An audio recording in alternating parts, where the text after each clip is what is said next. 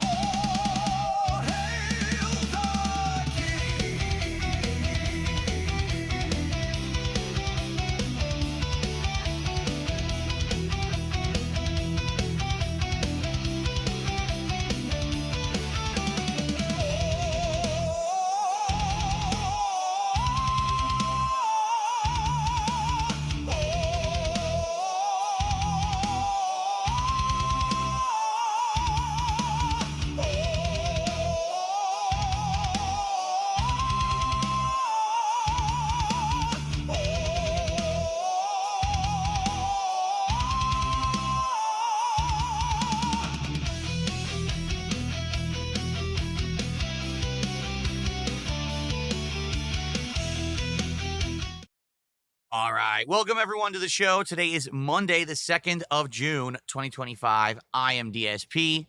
And you may not be aware, but I'm actually singing that intro live every single day since I instituted it last week. I think I'm getting a little bit better on hitting the high notes, so I hope that you're enjoying it.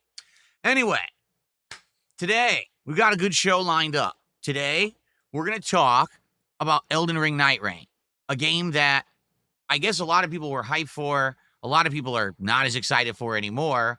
But after me playing it 9 hours, I feel like I now have a good vibe for what the game is. I want to let you know whether or not I like it, suggestions for things that I think they could improve. And I think that overall, it'll be an interesting game to put into my rotation. I just don't know how long it's going to last. I think until at least the new content is all seen. And at this point, there's like 4 more bosses to see. We'll talk about that today. In addition, the Switch 2 is right around the corner, folks. This coming Thursday, June 5th, is the launch of the console. Yes, I'll be getting it. I'll be doing a full day marathon to celebrate the launch of the Switch 2, including a live unboxing, accessories, showcasing and testing, hooking it up, getting it functional, getting that day one patch, getting Mario Kart World, and then it is the Rainbow Road Rush, where all day long on Thursday, I'll be playing Mario Kart World, attempting to unlock Rainbow Road as soon as possible. It's going to be epic with gaming all day long, checking out the new open world, trying out all of the tracks, switching characters and vehicles to get good variety of gameplay. There's going to be food. There's going to be booze. Yes, I'm actually going to be trying to play Mario Kart while inebriated. It's going to be a good day, so mark your calendars and be here, or else you're really going to be missing out. What a shameless promo. Anyway, with all that happening, I'm excited today to preview you guys on some of the accessories that we are going to look at together this coming Thursday. I have gotten many different things for the Switch 2, which I'd like to show you the kind of stuff that exists for it. And we're going to actually test some of these things, when I have the console. Some of them may be great. Maybe some of them will suck. I don't know. The funny part is every single accessory is third party. The first-party Nintendo accessories you can't even get yet. You have to order them either directly from Nintendo or you had to pre-order them already, which they're already massively sold out, and they seem to be insanely overpriced for what they are. So taking a look at some of the third-party offerings actually could be pretty beneficial to those of you out there who are going to get a Switch 2, but are wondering what's actually worth your buck, or is it a big ripoff? So it's going to be pretty cool. We're going to look at some of these today. I'm going to show you some of the stuff that I have lined up that we'll be checking out on Thursday. But how is everyone today? What's going on? Good morning, Game Boy. How you doing? King Ferbs, how are you? Uh-oh, King Ferbs is hyperfixating on my shirt. King Ferbs, Why are you hyperfixating on the shirt? Is it because, because my sleeve is minorly sticking out? Oh my God, my sleeve! Anyway, Jasper Kitty's here today. How you doing, Jasper? You doing good today? He's in a good mood today. He was running all around this morning when I was having my breakfast. He was all excited. He was going roly-poly on all the rugs downstairs. Cats love to roll around and writhe on, like, carpeting. So he was doing it this morning. It's very cute. I always say he's convinced he's a worm that likes to, like, squirm and roll around. He doesn't know that he's actually a cat, which is probably why he doesn't realize he has sharp claws and he cuts my wife and I up all the time by accident. Anyway. So, I hope that you guys are well. I hope that you guys are, ready to chill today. It's going to be a chill podcast. I'm also excited for the gameplay today. Today we got Blueprints returning for only one stream this week. Last week I really tried to do as much content as I could of both Clear Obscure and Blueprints before the new stuff hit. And I got as far as I could, but man, I feel like I didn't get far enough because here we are, the launch week of Switch 2, and we got so much going on. Summer Game Fest, Xbox Showcase, and I'm going to have way little gameplay in the next week compared to usual. And there's not much I could do about that. So we only get one Blueprints stream this week, sadly. So I hope you're okay with that. It's going to be a good chill stream today. Lots of interactivity, lots of puzzle solving. We have 3 keys left to find. One is in the clock tower room. We know that. One is apparently in a room where the king sits on his throne. We've been guessing what that could be, but we don't even know yet. And another key, where was the third one? I can't remember. And then it said the final one was behind one of the doors. So we basically need to find these final keys in order to solve all the puzzles in the game. We also have a book that's arriving that's supposed to be something about a black bridge, and that might give us some of the lore so we can solve some of the puzzles behind the sanctum doors. So we have a good amount to do left in the game. We know what we're doing. We know what our objectives are, but will RNG favor us? Will we actually get the clock tower room early in a run today so we can actually get that key and open another sanctum door? Will we find out what the 4th permanent change is? Because we only got 3, and there's 4 spots on the screen that says, oh, there's 4 permanent things you can unlock. What the hell is the 4th one? I don't know. So we have, some things to tackle. We'll see. Jasper, you're being very silly today. Now, careful, your back claw, you were on my bare leg there. Don't hurt me. Okay, he got off. He's kneading my legs right now. He's what they call it, making the biscuits. Kitties like to make the biscuits. When they're feeling good or they're feeling, they're in a loved one or a parental situation, they start kneading crazily. And he's kneading all my legs right now. And now he just laid on my lap. You're such a good kitty. He laid down on my lap. You're going to be like the cat that I pet, like Dr. Claw in Inspector Gadget. I pet the cat on my lap. Okay. So anyway, now we went back to kneading, by the way. I'm getting distracted here by Jasper Kitty. So we're going to have a good day today of Blueprints on the first stream. The late stream tonight is American Truck Simulator. And this is an exciting stream for 2 reasons. Number one, because as you know, I have some White Claws and chill with you guys when I play Truck Simulator. But also, I actually have some alcoholic, like, lemonades this week, too, that my wife wanted. But obviously, I can have some, too. So I might have one of those tonight. But in addition, tonight, if we hit the funding goal, I say funding goal, the support goal for Truck Sim tonight, I committed to you guys that I was going to buy a steering wheel and pedal for moving forward playing driving games on PC. And I've committed to that. So tonight, if we hit that support goal, I will absolutely do that. Okay? So let's see how it goes. I'm curious. We're at 1 goal hit out of 10 because we reset the goals yesterday. Thank you so much for a really supportive first day of the week and first day of the month yesterday, where we did hit those support goals. And because of that, not only did we hit the 100, so now we've locked into the marathon, but also we decided that I will have sushi for the first time ever on stream during the upcoming Switch 2 Mario Kart World Marathon. But also, we have a DSP Tries It coming up at 10 goals hit. We're at 1 of 10. Today, obviously, let's hit some of those goals, and let's get to it. Now, the question is, what do we want to do? Jasper Kitty, what should I do for DSP Tries It? I'm hoping for Friday. What do you think I should do on Friday? Well, if he had his way, I'd be eating some kind of fish or shrimp. He loves fish. He's definitely a seafood kitty. All the food that we get him is seafood flavored, and he loves seafood. It's like his favorite. All right. So I guess we got to figure out, uh, what food do we want for the next one? And we've talked about it, but I need to know, do you guys know of any new offerings at any food places that you'd like to see me try?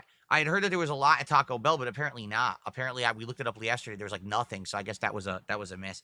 Jasper, I gotta put you down now so I can do my show. Okay? He's so sad. He's like, oh no, I gotta get off your lap. Yes, you do. It's okay, buddy. You can stick around in the room, hang out with me. Okay. Um, so we will talk about this week. Let's see if we can come up with any ideas for what to do for DSP tries it over the week, and likely we'll end up doing it on Friday. Okay, so let's see. I'm very curious what you guys want. No, not the hot chip challenge. Shut up. I said DSP tries it, not DSP burns his mouth out and vomits all over the place and can't stream for the rest of the day because he's sick.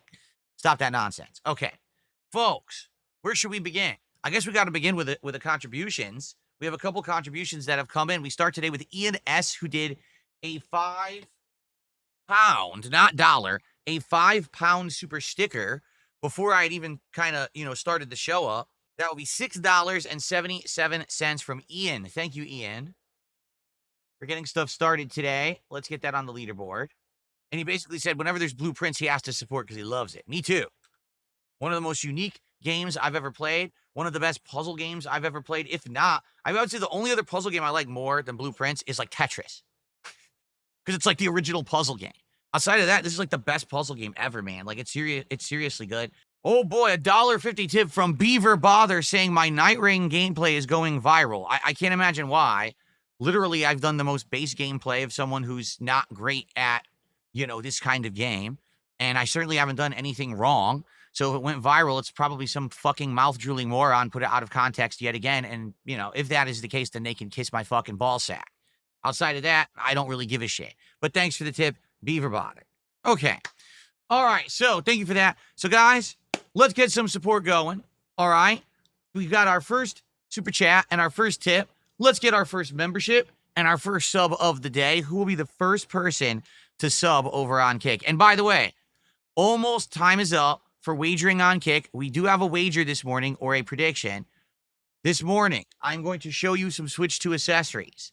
Will I show you 5 or less Switch 2 accessories, or will I show you more than 5 on today's podcast? People are wagering right now. There's only like 5 minutes left to do it, and we're going to do other segments first, and then we're going to get to that. So that will be determined on the show. If you're on Kick, go ahead and wager, and let's see what happens. If you're on YouTube, people have been talking to me usually, and say, let's try this again. This week, people have been saying that YouTube did an update, that there is an update where basically there is channel points on YouTube now. Like you watch the channel, you earn points, and they can be used to do things and unlock things. I don't have that system. I've even seen the button for it. You want to know why? Because I have it over on DSP React. Yeah, I actually have it on my React channel, but I don't have it on this channel. For some reason, YouTube gives all of these features out over every other channel but DSP Gaming. And then DSP Gaming gets the features later. For example, right now, if you were to super chat, you'll see there's the option to like the super chat or even reply directly to it. All the other channels on YouTube had that, except DSP Gaming. DSP Gaming didn't get it for like 8 to 10 months. And then all of a sudden, one day, people noticed I had it on here too. What took so long? Is it because DSP Gaming is a long-standing legacy channel and therefore YouTube doesn't roll out changes as fast? I don't know. I legit don't understand it. So there's not much I can really say. Once I have the channel point system on YouTube, I'll enable it. Also on YouTube, FYI, they disabled my ability to gift memberships to you guys on a monthly basis. They used to give me 10 free memberships to gift out. That whole functionality is gone. So they've been changing things on YouTube, and I just love it when they remove features instead of adding better ones, right? We all know that subtracting good things everyone likes really benefits the user, the end user, right? It's, don't add more things that people want. Instead, just remove the things that people already like. That sounds like a great, thing to do for your business, doesn't it? Anyway, Exactly. I need more features, not less, and YouTube better step up, or else I'm just going to have to complain like a baby every day on stream. Not much I could really do about it outside of that. Okay. Now, one other thing before we get to our topics for today. FYI, a few days ago, I posted up a thread right here on my YouTube channel, DSPGaming. If you are on the channel and you look at the posts tab, scroll down a bit and you'll see a few days ago I posted up a thread and I said, hey, nominate moments from my history that you guys find entertaining, funny, or notable, because I would like to add better moments to my running playlist that we play during breaks, because we've been doing these same moments for quite a while, 89 moments, by the way, and people are saying they're stale. So I would love to add more into the mix. The more the better. We've gotten some suggestions. Some were good and we added. Some were just trolls and we banned them. But the more the better. So please post up your nominations over there and let's keep things fresh, shall we? That's something that definitely I could not do because, you know, I don't remember in the 15 to 18 years I've been making content all the memorable moments. You would, because you're the ones who watch them over and over, right? Okay. All right, folks, let's do it. Let's talk about Elden Ring Nightreign. So I have played about 9 hours of Elden Ring Nightreign. I have tried out, well, in the network test, I tried out 2 characters, one of which was the hawk guy who has the big spear. He's kind of like a tank with a shield. And then I also tried the Duchess, who was the character who has 2 dual knives and is more like an assassin or rogues type. I just remembered, I tried out the Recluse, who's the magic user. And each one of them, I would argue, played pretty uniquely, with the tank basically trying to pull aggro and absorb all damage, but can't really effectively deal damage. The Recluse absolutely is a cool ranged character, casting different spells, but also can do the carry sword sorceries that can be really powered up depending on your loadout. And then there's the Duchess, who is the one who sneaks in, does giant damage, sneaks back out again, wash, rinse, and repeat. Definitely one of the big damage dealers of the game. Now, during the course of this full release, excuse me, I have tried the Raider class, and the Raider is basically a stun master. He has a ginormous weapon, and his job is to deal as much stun as possible to weaken an enemy, so now everyone can rain on the damage as they're staggered. I also played as I forget if it's not the Eviscerator or Eradicator. It starts with an E. This is the character who has the parry mechanic, similar to Sekiro. And your goal there is to try to absorb as many hits as possible to charge up a supercharged move. Then you can do a running slash that not only takes a big chunk of damage off the enemy, but also deals a ton of stagger to them. So it's a kind of a hybrid gameplay style. And then lastly, the class that I've played the most of so far is Iron Eye. This class is definitely the ranged class. Stay away and snipe most of the time. Now, they're also a high dex character, so if you end up finding something that's a really high dex weapon, you can use it. But for the most part, they're meant to be used remotely, sniping and using the mark ability to basically weaken opponents and then run back. And also, big utility for the Iron Eye is to revive teammates, because you can shoot arrows at them when they're downed from afar, which makes it much more easy and viable to revive your teammates while everyone else has to run up and physically hit them while aggro is on them. The Iron Eye can do it from a distance, okay? So each character class that I've played so far has played pretty uniquely. There's still a couple I haven't tried. There was the basically the standard guy, which I don't know what his name is, but he looks like a knight. And I think he just has like general knight abilities, nothing too crazy. And then there's a unique class that I just unlocked yesterday. This class, I think it's called the Revenant. This class actually is basically kind of a necromancer. They use ashes to have ash summons who come and help them, like a giant skeleton that strikes but shoots lasers, or a giant pothead guy with a huge club, or just maybe a little soldier that kind of distracts. So it's really unique. Definitely see, the classes that they've created for this game and how each one plays pretty differently, honestly. So I hate to say I'm a little disappointed at the map. Reason being, the map is the same. The map is one map. No matter what, it's always the same map. Now, there are some variations. For example, there's 4 variations of this map that can be generated, and each variation has a dungeon that you can go into that has optional content and rewards. For example, right now my map says something about like the Earth, and what it is the Earth ripped open and there's a big crater to go in with tons of lava and a ridiculous amount of enemies. And if you beat this crater, okay, you can then get a awesome permanent upgrade to one of your weapons. Not permanent upgrade, but an upgrade to one of your weapons that makes it legendary for that run. So you essentially have a god tier weapon for the end of your run. So obviously that's really awesome. And there's 4 of these. There's a castle that's full of like dark energy and like monsters. There's a mountaintop, which is all frozen ice and dragons. There's the crater, and there's a rot area where everything just becomes rotten, and you have to run through that and to finish it up. Each one has a unique reward, from what I'm to understand. So that's cool and all, but for the most part, the map's almost always identical, and that's disappointing. You know, where really it variates are the enemies. For example, each time that you do a run, you're going to be fighting a Night 1 boss, a Night 2 boss, and the final boss. And the Night 1 and Night 2 bosses can be mixed up and randomized, so you never know who you're going to face. You know, one day you might fight the bell-bearing Briar Knight. The next day you might fight the Gaping Dragon from Dark Souls 1. And then you might fight the Duke's Dear Freyja, the giant spider boss from Dark Souls 2. Who knows, right? Because they have all these bosses from both Elden Ring and Dark Souls in the game. So you never know who you're going to face as one of these Knight bosses. Sometimes it's kind of lame. Like once it was a Crucible Knight and a Hippopotamus at the same time.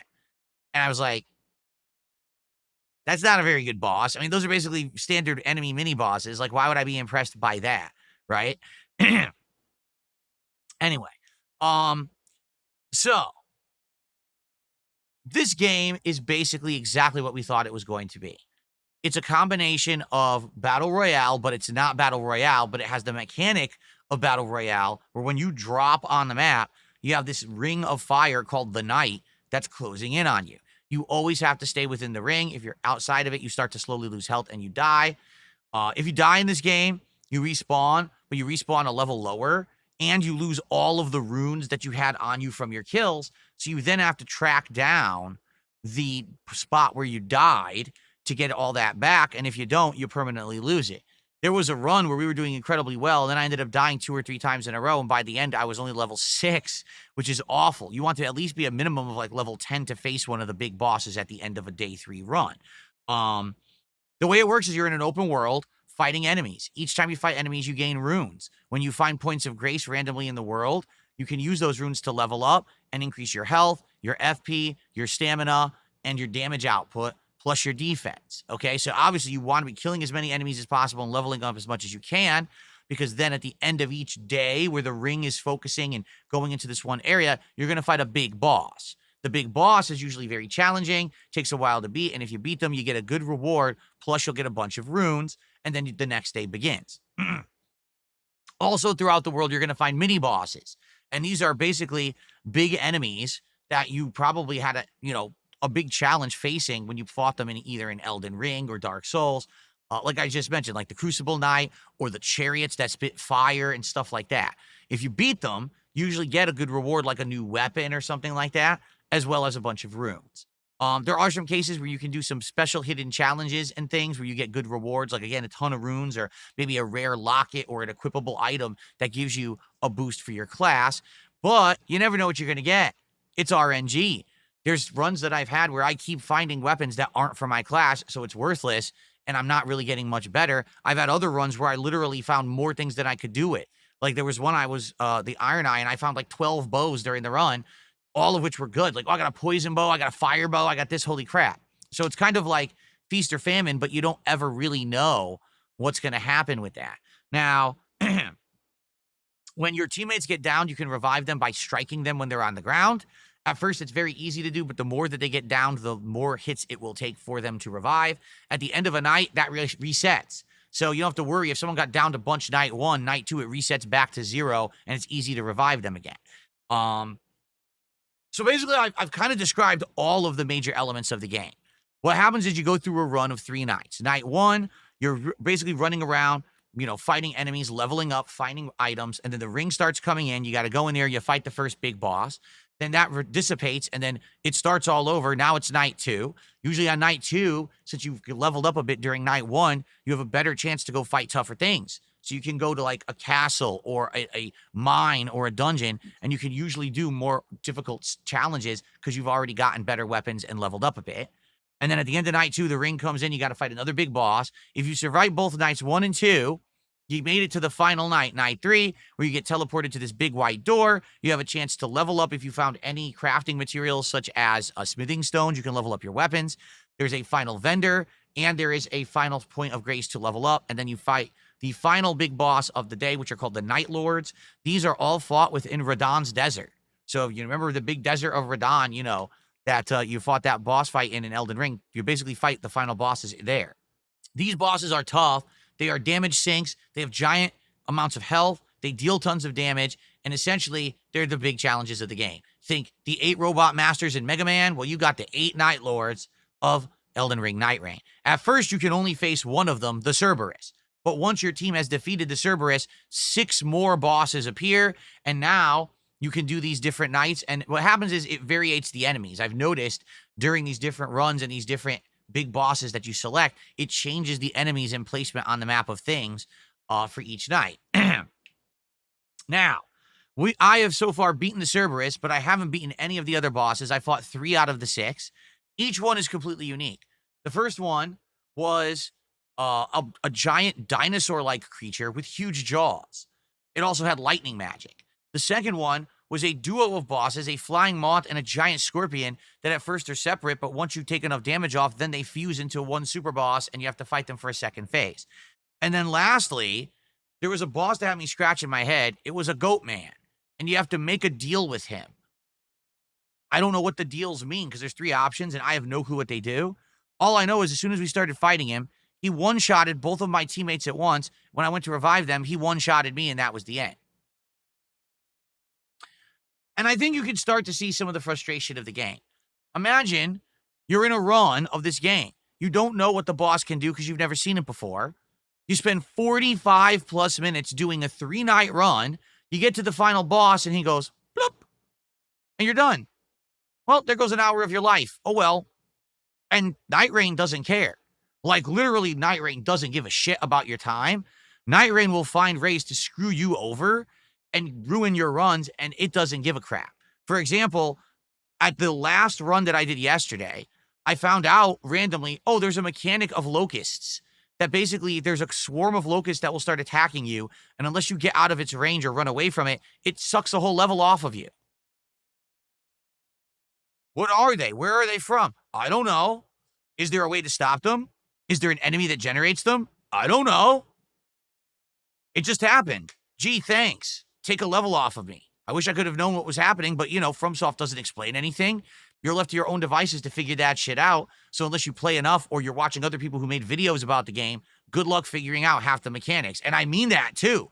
Like, good luck figuring out half the mechanics. The game doesn't explain anything. It just expects you to play and figure it out for yourself, much like Elden Ring or Dark Souls always did. So if you're going to play this game at any length of time, you better be ready to waste your time. There's going to be times when cheap stuff happens, like you're fighting a boss, and just when you're about to finish the fight, the night wall comes by, and you can't finish the boss, and you just wasted, 5 to 10 minutes of your gameplay trying to kill this one particular boss when you never got the reward for it. Or sometimes you'll get a reward and then get a cheap death, and now the wall comes by. Now you have no way to get your stuff back, and you just lost everything that you just earned. You wasted the entire night because you didn't have any reward for it because it's lost behind that firewall. That's happened to me too. I will say this. The game is fun, but definitely seems like if you're going to advance past the introductory stage and you're going to actually beat the actual main levels of the game, you need a good team. And what I mean by that is you need a team that understands the mechanics, knows the right places of the map to go to hit up for the best experience, the best rewards, etc. And they're going to be competent enough to not leave you high and dry and run away and abandon you, but they stick together so that you can fight together as a team. Fighting together is a critical way to, survive. If you just split off, you're going to die and die and die and die. And that's happened to me with some of the teams that were just morons who ran off to do whatever. And now you just get killed nonstop. At any moment, something could just one-shot you from off screen. And with no one to revive you, you just lost all of the stuff you've earned. Okay? So I would say long-term, you're probably going to need to find a real team of people to dedicate and play with. You can't just play with randoms and expect you're going to go through the whole game and beat it. And so for me, I'm not necessarily sure this is going to be a game long term for me because I don't know if I'm ever going to find a dedicated team or care that much about it. You know what I mean? Like, I feel like this is the kind of game that every once in a while I'll squeeze into the schedule. So far, I've seen 4 bosses out of the 8. I'd like to see the next 4 bosses, but outside of seeing them, will I ever beat them? Probably not without a lot of dedication and committing. And I don't think it makes sense to do so. You know, I don't know. Like, I've enjoyed my runs in this game, but to be frank with you, I can't really interact and talk with you guys when I'm playing it. It's much like when I'm very invested in an FPS game or a fighting game. But the difference there is that a match of an FPS game lasts, what, 5 to 10 minutes? A match of a fighting game could last a few minutes, but then I could have a break between and talk with you guys. With Nightreign, I literally can't talk with you at all for about an hour. I have to focus on this game nonstop because anything can kill me at any moment. So I just have to focus on the game and the teammates, and that's it. So because of that, I don't know the long-term viability of this game. Then again, I told you guys up front, I didn't know about the long-term viability of this game. That I felt that maybe it might be a game I only play a few times and then we don't go back to. But thankfully, the game is $40. It's not $70+, which is absolutely insane that so many games are charging this insane full price and they're really not full-fledged games. FromSoft knew this wasn't. They knew it was an asset flip. They knew this was them bringing back assets from their previous games and slapping them together into one super game. So they knew that they couldn't charge full price for it. Now, I do have just a couple small gripes about the game. All right.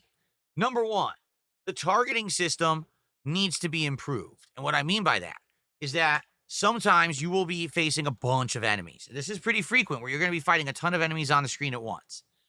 And you want to aim for one particular enemy, or perhaps you have a downed teammate and they're in the midst of a giant pile of enemies and you want to be able to easily lock onto them so you can shoot them specifically and get them up. Or what's also happened to me is there's a bunch of enemies standing directly in front of me, but there's also an enemy approaching from the left, and I want to shoot the enemy from the left because it's sneaking up. This game does not have precise aiming at all when it comes to like locking on, snapping on. You'll be trying to move your thumbstick around. Come on, select the right person, select the right enemy. You'll just never get it. I've tried it a million times. It's so hard to get it to specifically aim for what you want. It's a huge chore. I feel like there should be specifically a control that says target teammates. So that way, if there's a downed teammate, you can immediately, lift them up. Or maybe have a mechanic where if a teammate's down near you, you auto-target them, but then you can choose to manually move off and go back to an enemy. I don't know. I definitely feel like it can be improved. And it is pretty frustrating when you're in a very stressful moment and you need to revive a teammate or you need to shoot this one enemy that's coming up on you and you really can't focus on them at all. The game won't target it. It's very, very annoying. Some of the platforming is wonky. The game has no fall damage, which is great, but also the platforming is a little clippy. Basically, you'll try to land on something solidly and you'll slip off. You'll be climbing the side of a wall and all of a sudden you won't be able to climb it. Oh, the night wall's coming by now and it hits you. Now you're losing health and you can't climb. It's a little frustrating in that regard. I do feel like they should make that a little easier. The traversal shouldn't really be a challenge. You know what I'm saying? It shouldn't. The traversal should be like second nature. It should be the enemies and the survival aspect. That's the problem. Not, I can't climb a wall because the platforming is wonky. Okay? And I'll be honest, it does annoy me that we could be here for like 45 minutes to an hour, get to a final boss, and the boss goes, ha, instant kill. Well, it's the first time I'm seeing the boss. Can you at least respect my time enough that I spent an hour to get there? Give me a minute to figure it out or at least see what the boss can do. FromSoft does not care. I'll even go as far to say I feel like the first boss, the Cerberus, is too hard because you want that to be the entry-level boss to unlock the other content of the game. It was legitimately hard to beat. It took me 6 hours of gameplay to beat that first boss so I could unlock the rest of them. That was tough. I could see a lot of people buying this game and never beating the first boss and actually being pretty upset by that, feeling like they've been soft-locked out of the rest. And, there's not really a crutch in this game like there was in Elden Ring. You can't constantly do Ash summons. There's no, silver mimic tier to come out and help you. Instead, it's just you and your teammates. If your teammates suck, you're fucked. And if you don't all work together, you'll never win. So imagine buying it for $40, but you don't have a team to play with and you just can't beat the first boss. Wow. You feel like you threw away $40 because you can't see the rest of the game. So I definitely think there's things about the game that I like and there's things I don't like. Overall, I am actually enjoying the game. I am. And I actually want to play more of it. Later this week, I am doing another stream of it, I believe.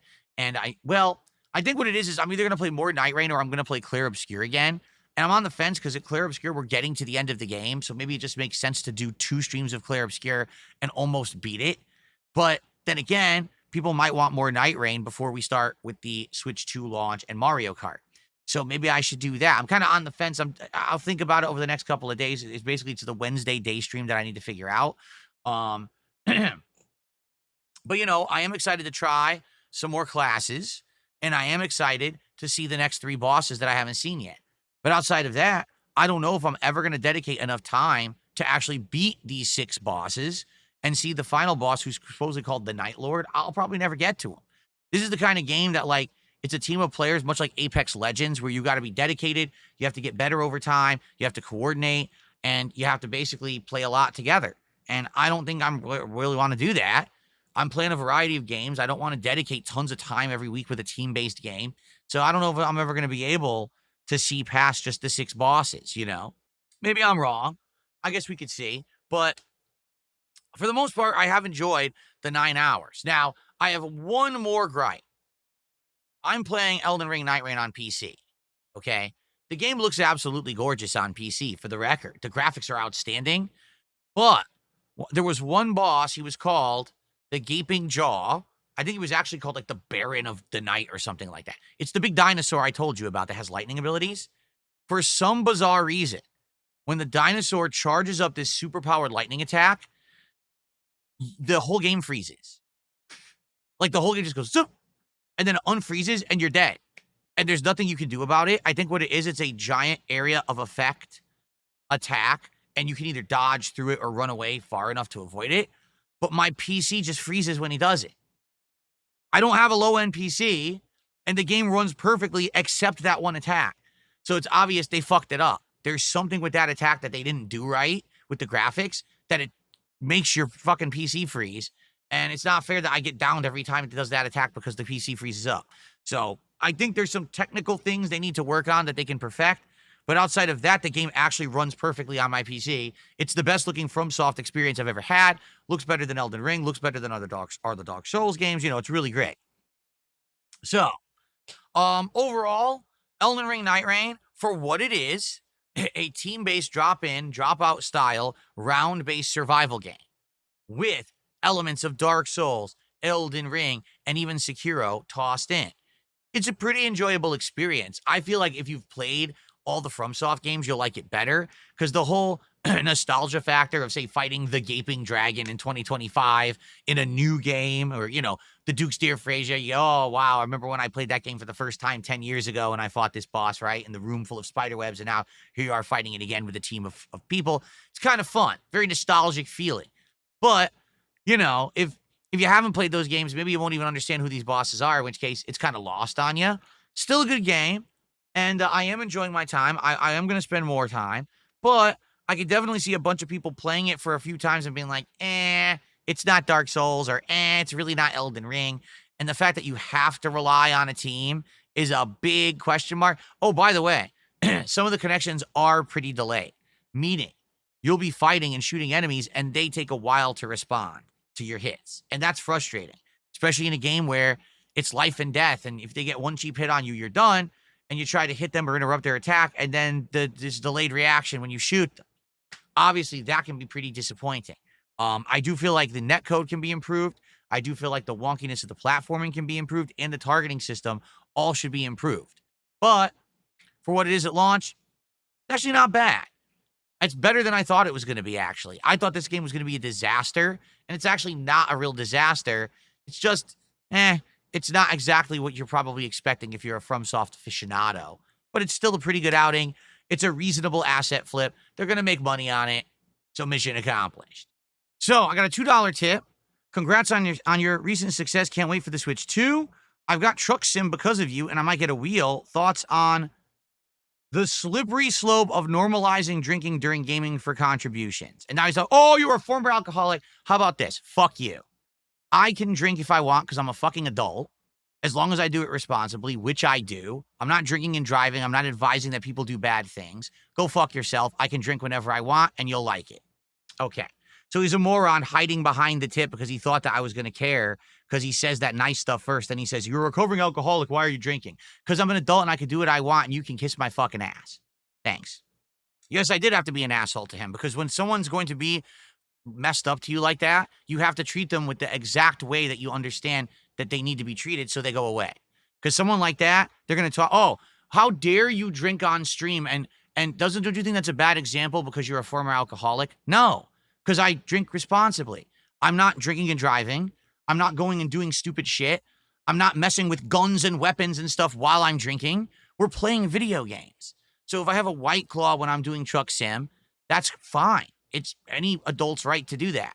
If we're doing a marathon and I say, hey, we hit a certain support goal and you guys want to see me get a little tipsy, there's nothing wrong with that. I'm in the safety of my own home office. In fact, that's probably the safest way to do it. Don't go drinking and driving at the bar or at a restaurant. If you do it safely at home, it's fine. So what don't you understand? But what is they content farm. This person actually wanted me to try to like say something about, oh yeah, my alcoholism and shit. Go fuck yourself. No, really, I mean it. Go fuck yourself. Leave me alone. All right. So I received a generous $13 tip from Thomas. He says, I want to get your tax to a round number. Thomas, it's good to see you. Good morning and welcome to the stream. I know that you can't always attend the streams, but it's good to have you. Thanks for the support. So that is, that will get us to a good round number. All right. So sorry, because I'm talking with customer support to get this thing redelivered today. It sounds like it will be. Not that it's a huge deal, but again, makes you concerned when you specifically provide instructions that says, I live in a private community. Here's how you get in. Here's where my house is. Deliver it this way. And then they come and they say, oh, we don't have access. They drive away. They do this all the time. You know who's infamous for doing this? The United States Postal Service. They're the absolute worst.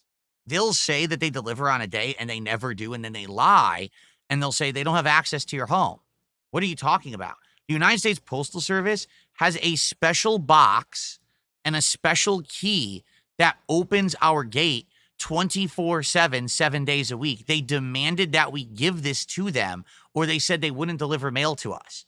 So we actually paid a whole bunch of money. You know, I live in a private community, so we all had to foot the bill to have this specialty electronic box installed so that they have 24/7 access, but then they still have the balls to say, oh, we don't have access when they don't decide to deliver something. Because what happens is then it doesn't hurt their metrics. Then they say, oh, well, it wasn't our fault we couldn't deliver. So, you know, we can't be held accountable, even though it's always them. It's pretty messed up.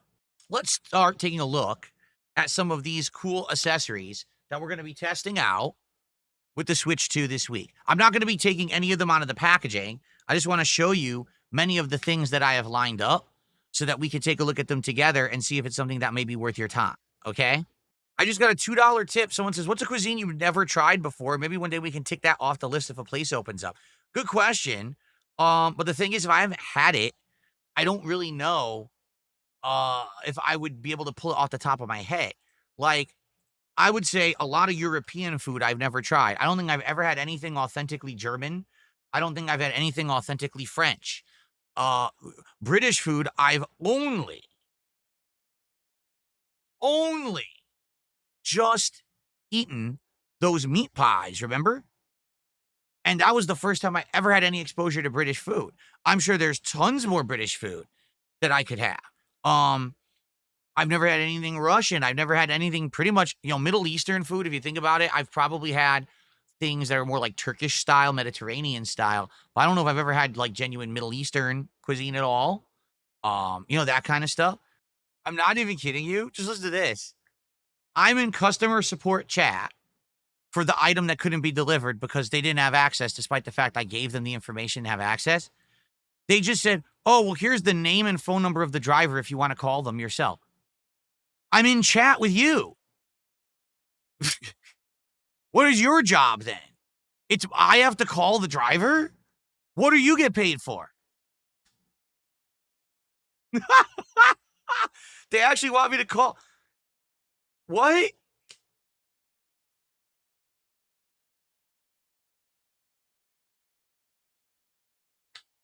Anyway.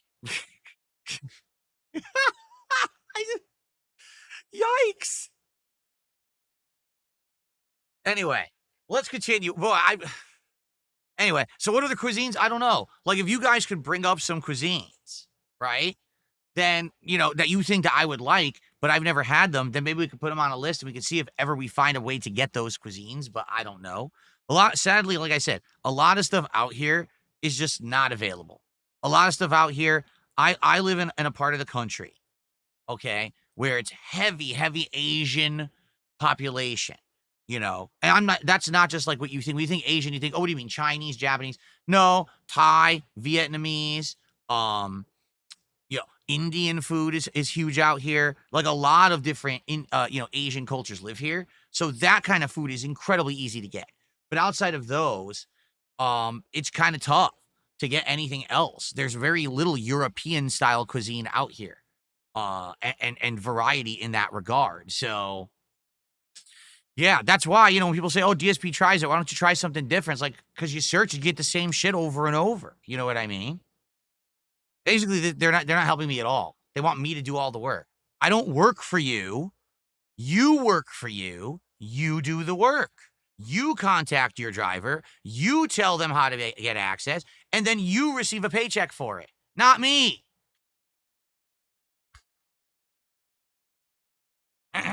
Yikes.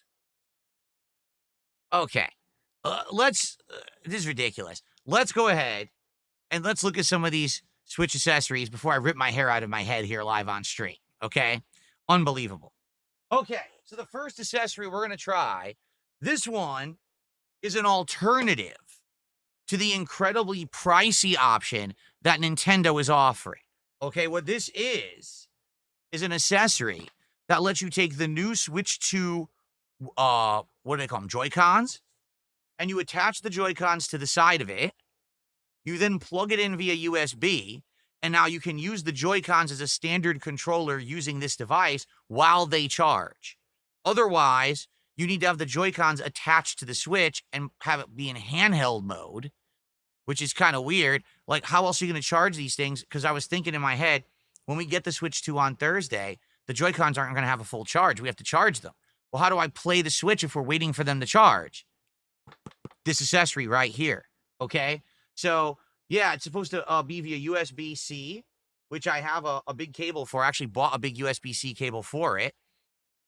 And so, yeah, we're going to test it out. That is what we're going to do on launch days. We're going to actually play it with the Joy-Cons. Now, I'm well aware that there's going to be a ton of controllers that will be compatible with Switch 2.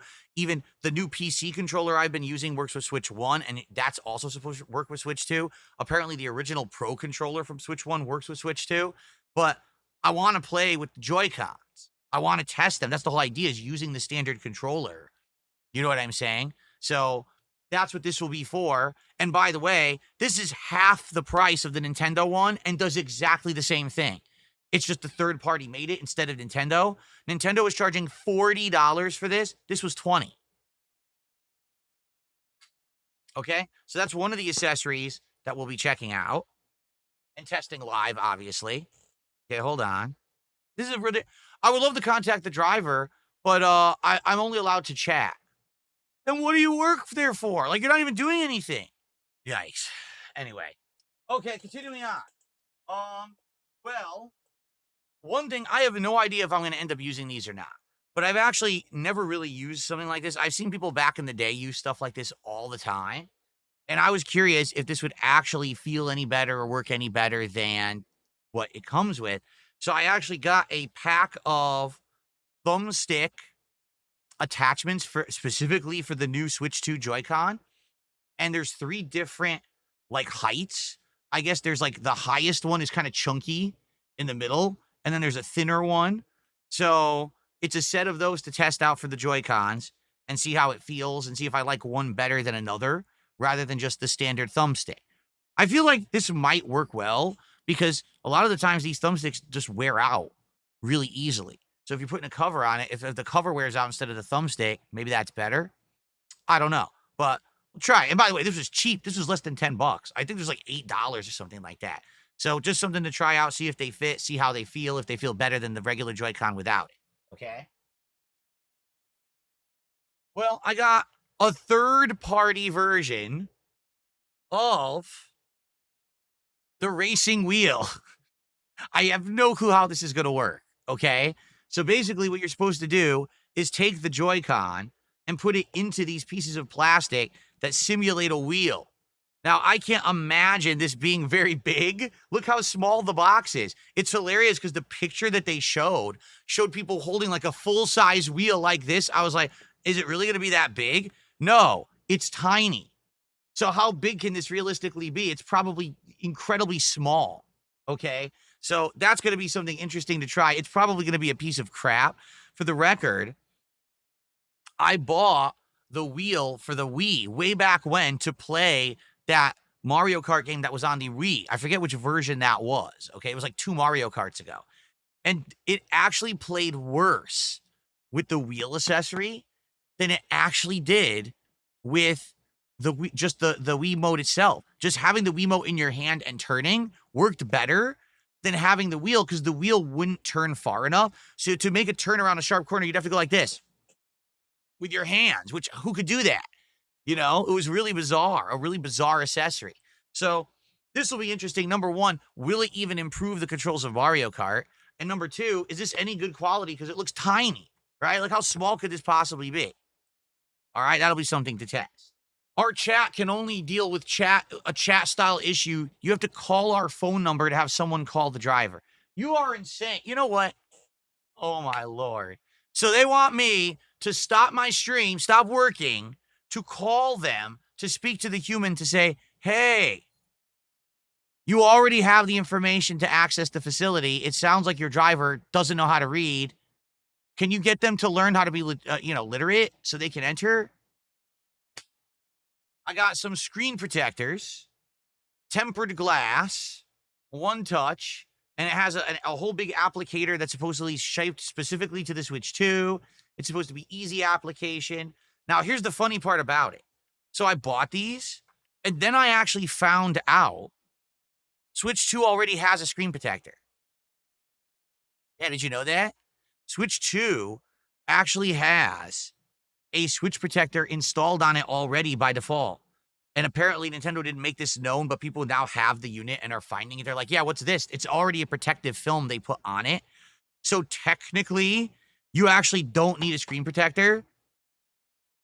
But I bought them, so now it's like, what are you going to do? So I guess we'll try it anyway. I'm being told this will apply. Like, you could put this on the screen protector that's already on there, and essentially then you have 2 screen protectors on your Switch. Okay. Now, I bought a few things, which I am very curious to even see what the hell they are. All right. So I bought 2 models of a case for the Switch 2, but this is the weirdest thing. They are claiming that these cases stay on the Switch 2 no matter what, and you can dock your Switch 2 with the case on it. What? If it has a case on it, how can you still dock it? Like, how would it fit? And I was so curious. I bought 2 different models from 2 different companies. They're supposed to look different.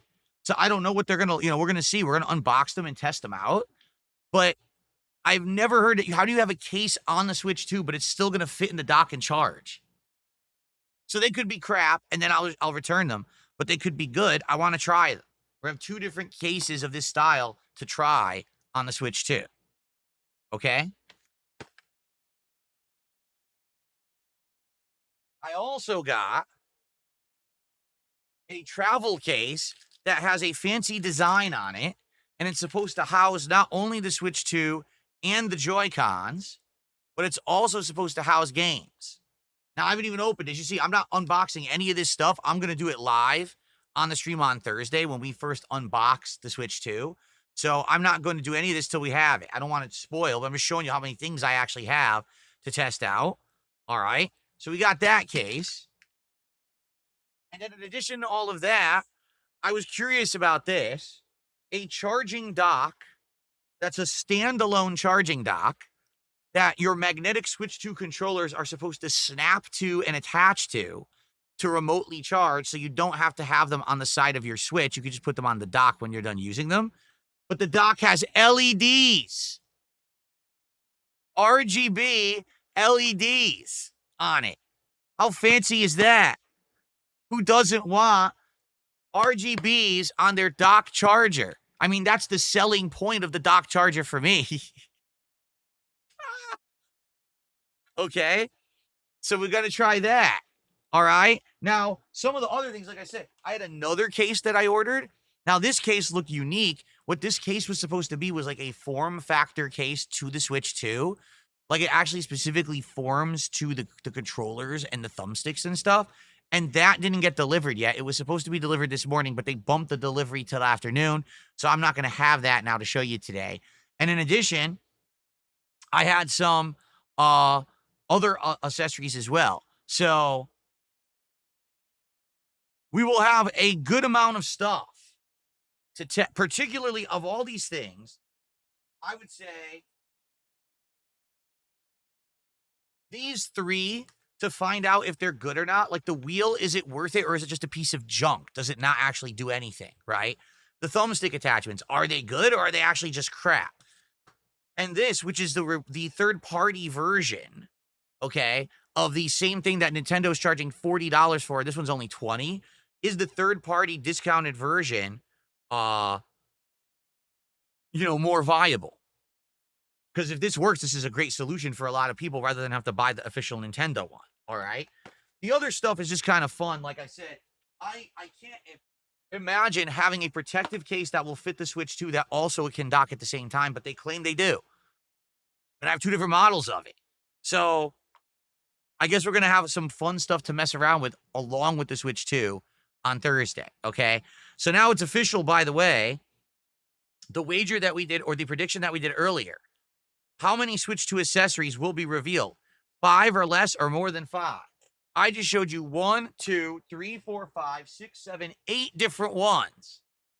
So the people who said more than 5 are the winners on Kick. Congratulations. And by the way, less people chose more than 5. So that means they just made out and won some big points. Congrats. The funny part about this is Dying Not Dead in chat says, I mean this in the nicest possible way, but you're a mark. I'm not a mark. I'm testing these products for the stream so you know whether or not to get them. Anything here that, number one, isn't good, I can return. And number two, this is my job. I'm literally reviewing these peripherals, right? This is actually the first time I'm able to really do so because they were all available before the launch of the console and readily available. So this is a review. It's a review segment of my content. Why do you think I'm a mark? I'm not someone who's a consumer who ran out and bought them and so have 700 accessories. You know what I mean? Like, this is, I'm going to do it for business purposes. That's what I got for today. And let's see how things go. Hopefully, things go smoothly with my Switch 2 later this week. I don't know. They might or might not, I guess. We have to see if someone competent ends up being the person to try to deliver something or not. I'll be honest, right now, I don't really have much confidence with the way that things are going. Things earlier in the week that have nothing to do with it aren't being delivered properly. Impressively stupid. Anyway, okay, so we got a little bit of extra time. What would you guys like to talk about? Please tag me in the chats. Let's see what you guys want to talk about. Let's get some more support because we got $22 and we're about to play Blueprints. All right. And with Blueprints, there's a select audience that likes it, and it's not everyone. Obviously, this is the only time I'm playing Blueprints this week. I would love to hit the goal to get momentum going so we can do DSP Tries It on Friday. So let's get it going. Who's going to be our first sub? We have no subs on Kick today. Are you kidding me? Let's get our first sub over on Kick right now. And who's going to be our first member? How about another super chat besides Ian? All right. What's up, King Michael? Good morning. How are you? Do I have space on my table to mount a wheel? Mount? Who said anything about mounting? You have to mount a wheel? See, I don't know anything about this. If it's a clip-on, then it could clip right here on the table. All I'll do is I'll clear this stuff off, and I'll just have it here, clipped on the end of the table. If it's not a clip-on, no, I'm not going to drill holes in the table and shit. I'm not doing that. That's ridiculous. is moonshine going to be part of the 100 Goals Marathon? During the 100 Goals Marathon, I will have a couple of the leftover shots from previous marathons. I will have various kinds of tequila. I'll have some White Claws and alcoholic lemonades. And I have the moonshine, but I'm not going to be drinking that unless some ridiculous circumstance happens, because when I drank it last time, I got sick and didn't feel good. You remember I had it, and then I had such a horrible, you know, feeling the next day. I couldn't even stream right away. I felt like shit. So no, I don't want to drink the moonshine if I can avoid it. I'm not going to do it. Shout out to Omega Sauce. Omega Sauce is our first gifted sub of the day. Thank you, Omega Sauce. Appreciate that. Jasper. I think Jasper just triggered my printer. I'm serious. Well, I'm blown away. I told you guys a week or two ago, if you remember, that my printer broke, remember? Out of nowhere, because I'd only printed like 2 sets of pages ever in that printer. I had it only a year and a half and it broke. So I bought a brand new printer, which is a good one. Like, this printer is like a better brand, higher end printer. It was making noise, and I thought Jasper was over there. Maybe I hit a button. No, I looked, it said, oh, performing auto cleaning. The printer actually automatically cleans itself periodically to make sure that it can print whatever it wants. Well, that's kind of cool. I had no idea it did that. It fooled me. I was like, what the hell is that? Oh, it's actually doing something really good. Okay. Cool. What kind of tequila do I like, gold or silver? It depends. Like, silver tequila, I feel like... So the gold tequila typically has more flavor when it comes to, like, caramel flavor, or sometimes has a stronger, like a how can I say? Sometimes it'll have like a little bit of a citrus flavor. It depends, right? But I think that's the whole point. Like, the deeper the color of a caramel or darker colored tequila, it has more of that other flavor. White tequila or silver tequila, I think, is just more focused on just the tequila flavor, correct? So I would say, like, the silver tequila is probably better for mixing drinks. If you're going to do shots and you want more flavor, you probably want the gold. But maybe I'm wrong. I mean, that's just my experience. Like, I know that the ones that have the gold colorings usually have different flavors. Yes, I'm aware of a new 007 game coming out, but they're going to talk about it during Summer Game Fest, so there's no real point, right? We'll talk about it during Summer Game Fest when they actually present it.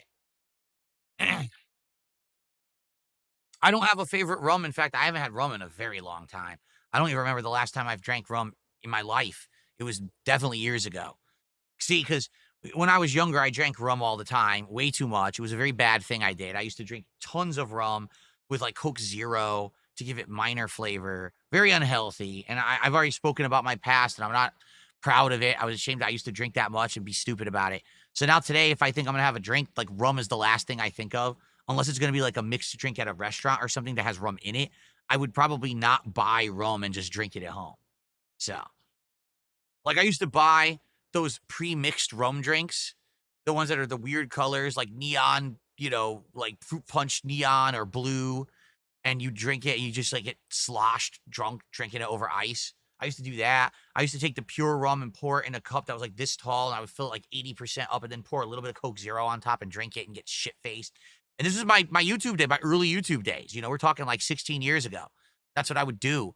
Go on like these crazy gaming benders where I would drink an insane amount, completely unhealthy, and then start recording and record for like 12 hours straight. Pretty insane. Do I know how to swim? Well, I haven't actually swam in a very long time, but when I was younger, I did swim and knew what I was doing, but now I probably would be rusty at it. Swimming is not that difficult unless you're in a current. It's actually not hard to do. Okay, so I had gotten distracted by the printer. So we got our first super chat from Ian. We got our first sub from Omega Sauce. We got some tips, and the biggest tip so far today is from Thomas. Thank you all. And let's try to keep that momentum going as we head into blueprints today. All right, because obviously this is my one stream of blueprints for the week. And as you know, when I start playing the game, a lot of people are going to leave. They're going to be like, oh, I'm so bored. Blueprints is a boring game. Personally, I think it's one of the most original, fun games I've played in a very long time. And I obviously want to keep playing it and keep it in the rotation. So please, let's see if we can hit the goal today and get to 2 out of 10. And we should talk over the week about what you guys want me to do for DSP Tries It later in the week, because I'm just not sure. I've looked yesterday. I didn't really see anything. Doesn't mean that there's nothing out there. It just might be that I'm not aware. So if anyone knows of anything that I could try, let me know. We're going to be doing sushi during the Switch 2 Marathon this coming Thursday. No, I don't think we're doing DSP tries at Applebee's. Like, seriously, it looked so bad. It looked so effing bad when we looked at that menu. It was like, oh, come on. The food completely looked fake and frozen, you know, didn't look like it was of any good quality at all. I don't think I want to be eating at Applebee's. Or at least if we're going to, we'll wait some time to do it. Like we just did Red Robin, so I don't want to do Applebee's right now. Well, I try the Hell Is Us demo. Maybe I didn't know that there was one, but right now I don't have time to do anything. Right now I have to focus on the games I'm playing. Maybe later in the year, if there is a demo, we'll check it out. Muckman, no, I've told you guys week after week after week, I'm not going to tell you any details about my Switch 2 at all because I don't want people messing with it. Just rest assured it's coming on Thursday. I just don't know when. That's the problem. I wish I knew exactly when. The demo came out today. Well, we're not playing it today. That's not happening. Minecraft will be Wednesday night again because last night people were very supportive with Minecraft and I agreed that if we hit the support goal, I would play it again this week. So we're doing it Wednesday night. Okay. Okay.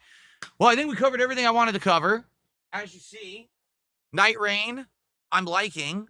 I'm debating if I should play it more on Wednesday or not. I guess we'll have to talk about that. And the Switch 2 launch looks like it's going to be pretty exciting. We're going to test out so many different accessories with this thing, get it hooked up, play Mario all day. It's going to be a great day. So I hope you guys are getting more and more excited as we approach Thursday. Okay? All right, everyone. Well, thank you so very much. I appreciate all of you. And I hope that you enjoyed today's show. Tomorrow, we'll do it all again. And thank you for watching. Tomorrow, we'll obviously talk about how Blueprints and how Truck Simulator went, and any other gaming news, etc. And then we will jump into more gameplay fun. Thank you all for watching the Level 1 Podcast. I will see you all tomorrow.